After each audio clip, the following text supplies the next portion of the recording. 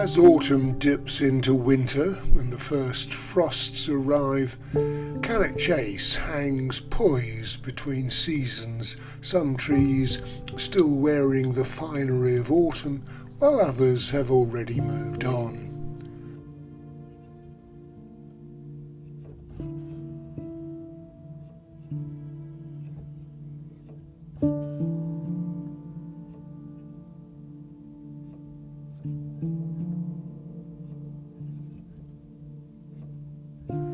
On a bright, sunny November day after weeks of rain, there's a stillness about the chase, broken only by people chattering, dogs yapping, and children giving their curiosity full command.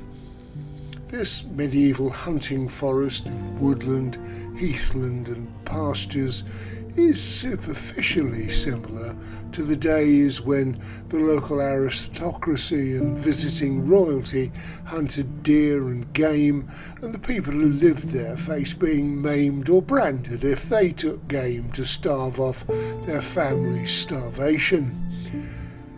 But ancient landscapes like the Chase are inevitably the product of man's influence. The forest which covered England was already being cleared when Iron Age farmers built a hill fort on the Chase.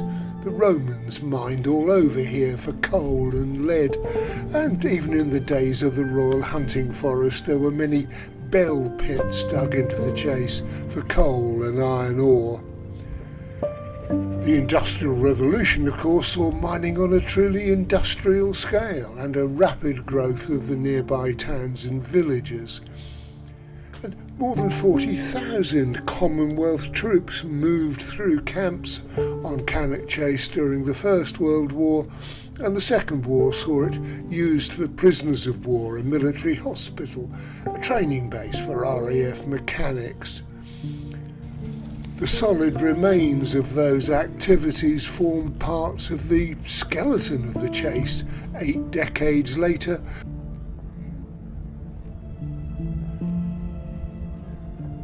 Whether it's a long straight track with no concern for terrain, conifer plantations, brick and metal remains from military or industrial usage set amongst the trees and heathland.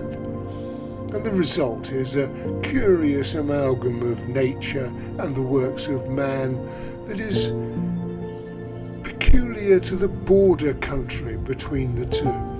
This is no Black Country or northern mill town, but neither is it the Lake District or Dartmoor.